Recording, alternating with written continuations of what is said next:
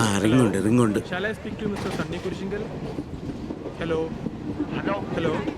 ആ കൊടുക്കാം കൊടുക്കാം. ഒരു മിനിറ്റ്. ഹലോ ഹലോ, മാടായി സ്വാമി ഉണ്ടാ? എന്റെ അടുത്ത് നിന്ന് പൊടി വലിക്കരുതെന്ന് 1000 പ്രാവശ്യം പറഞ്ഞിട്ടുണ്ടോ?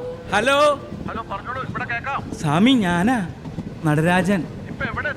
ഞങ്ങളിപ്പോ മംഗലാപുരം കഴിഞ്ഞു. ഒന്നുമില്ല. 9-നും 80-നും ഇടയ്ക്കുള്ള നമ്പറാ. 79.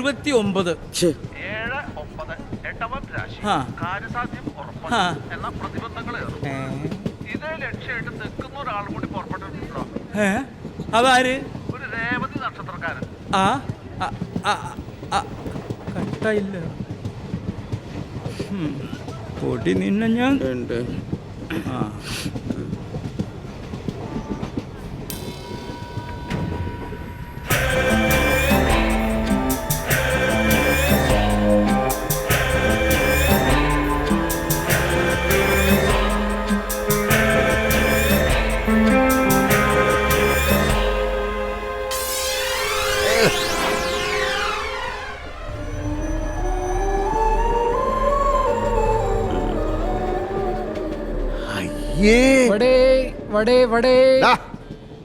ഇതിനെ നീ വട എന്ന് വിളിച്ചാൽ നിന്നെ ഞാൻ അമിതാഭ് ബച്ചൻ എന്ന് വിളിക്കും, അമീർ ഖാൻ എന്ന് വിളിക്കും, ദുൽഖർ സൽമാൻ എന്ന് വിളിക്കും.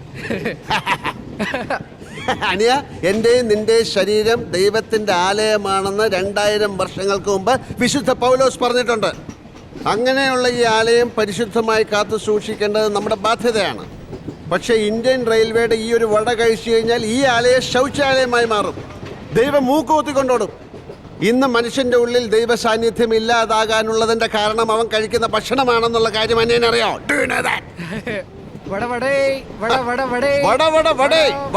ഇതാണ് വട.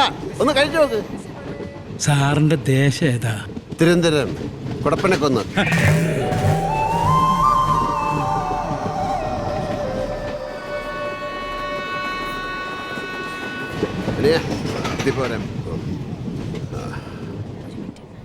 ചാർജർ ഇപ്പൊ തരാമേ? ഓ, തന്നില്ലേലും കുഴപ്പമില്ല.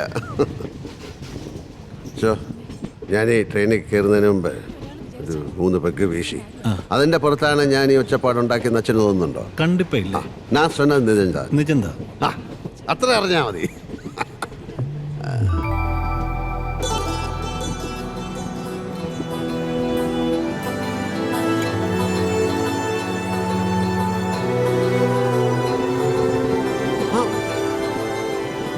अरे संजय भाई, अरे ये तो मसाला रिपब्लिक फिल्म और हीरो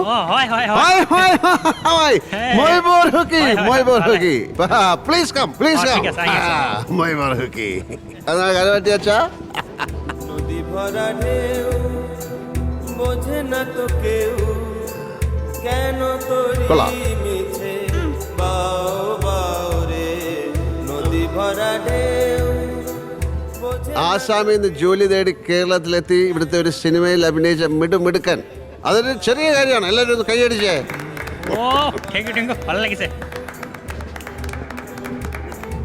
കേരളം നിന്നെ ഒരു സൂപ്പർ സ്റ്റാർ ആക്കി മാറ്റട്ടെ. പക്ഷെ ഒരു കാരണവശാലും നീ പാടാൻ ശ്രമിക്കരുത്.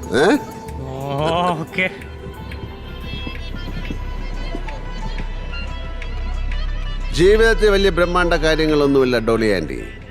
ഇതുപോലെ കുഞ്ഞു കുഞ്ഞു കാര്യങ്ങൾ. പക്ഷെ നമുക്കതിൽ ആഹ്ലാദിക്കാൻ കഴിയണം, മനസ്സ് തുറന്ന് അഭിനന്ദിക്കാൻ കഴിയണം. എങ്കിലേ ജീവിതം ആനന്ദഭരിതമാകൂ.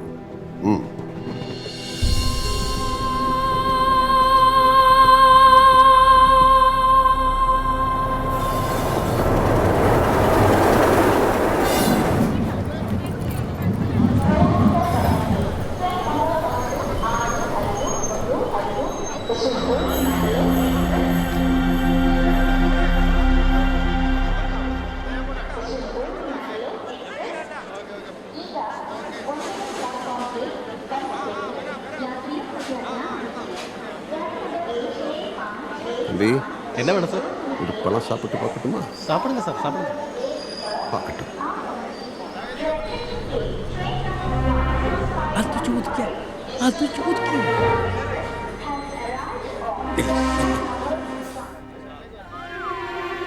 പറഞ്ഞ ഇയാൾക്ക് മനസ്സിലാവില്ലേ? പൊട്ടം.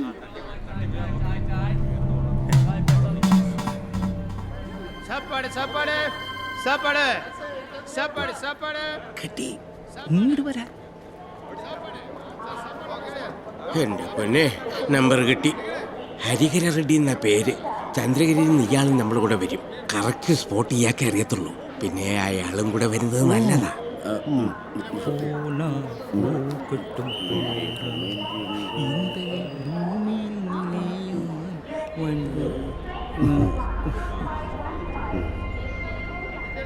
കൊല്ലത്തെ കോട്ടൂർ ബാറാണ് കേരളത്തിലെ ഏറ്റവും ബെസ്റ്റ് ബാർ.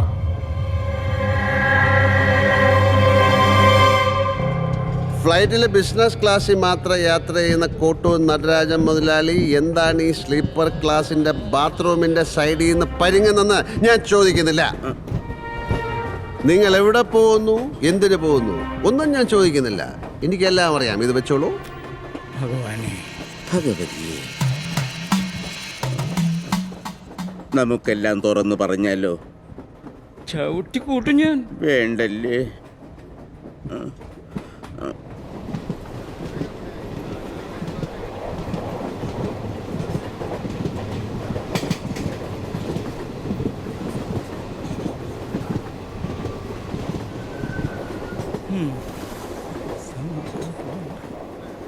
ഇനിയെങ്കിലും ഒന്ന് സ്വസ്ഥമായിട്ട് വലിക്കാം.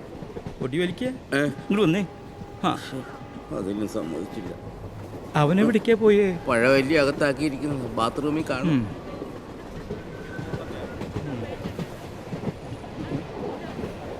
ആരെങ്കിലും വരണ്ടോന്ന് നോക്ക്.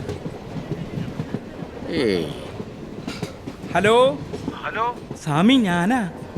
സ്വാമി പറഞ്ഞത് അച്ചട്ടായി എന്നാ തോന്നണേ. എന്താ ഒരുത്തൻ ഇതിനകത്ത് കേറിയിട്ടുണ്ട്. ഭയപ്പെടണ്ട. 40-ന് 70-ന് ഇടയ്ക്കുള്ള നമ്പറാ പറഞ്ഞോളൂ. 40-നും 70-നും ഇടയ്ക്കാ. 50 പോടോ. 69.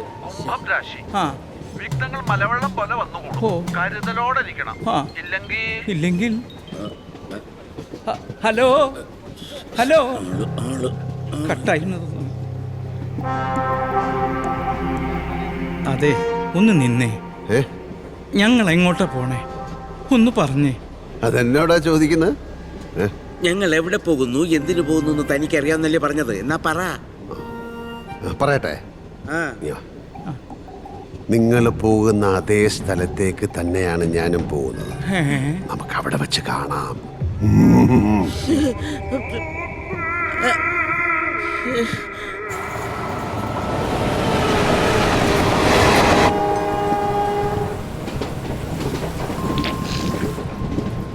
മൊത്തം 16 ബാറാ പൂട്ടിപ്പോയത്.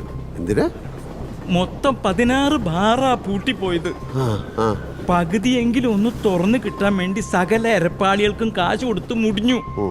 അപ്പോഴാ മാടാനി മടത്തിന്ന് പറഞ്ഞത് നാഗമാണിക്യം കൊണ്ട് പൂജാമുറിയിൽ വെച്ചാൽ രക്ഷപ്പെടൂന്ന്. അവിടുന്ന് പറഞ്ഞ അച്ചട്ട് കേസാ. ഇല്ലയോ? പക്ഷേ ഈ സാധനം ഒന്ന് ഒത്തു കിട്ടണ്ടേ? അപ്പോഴാ രത്നഗിരിയിൽ ഈ സംഗതി ഉണ്ടെന്ന് വിവരം കിട്ടിയത്. ഗുരുദേവനാണ് അങ്ങോട്ടുള്ള പോക്ക. സാറ് ഞങ്ങളെ ഒന്ന് വിട്ടുപിടി. പകരം എന്താ വേണ്ടെന്ന് വെച്ചാൽ ഞങ്ങൾ തരാം. ഇവിടെ ഉണ്ട്, തരും. ഇവിടെ ഉണ്ട്, ഉറപ്പായിട്ട് തരും. എന്റെ ചേട്ടാ, അതാ ഇത് കണ്ടോ? ഇത് വായിച്ചപ്പോൾ തോന്നിയ ഒരു നേരം പോക്ക് കോട്ടൂർ ബാർ. റിസർവേഷൻ ചാർട്ട് നോക്കിയപ്പോൾ പേരും കിട്ടി. അത്രേ ഉള്ളൂ. നിങ്ങൾ ധൈര്യമായിട്ട് നോക്കിയോ, ഞാൻ ആ വഴിക്കേയില്ല. അതെ, പിന്നെ ഒരു ഉപദേശം തരാം. കൊള്ള, കൊല, നാഗമാണിക്യം തുടങ്ങിയ ഉഡായിപ്പുകൾക്ക് പോകുന്ന വഴിക്ക് ഇത്തരം നെയിം ബോർഡുകൾ വെക്കാൻ പാടില്ല. ഓക്കേ?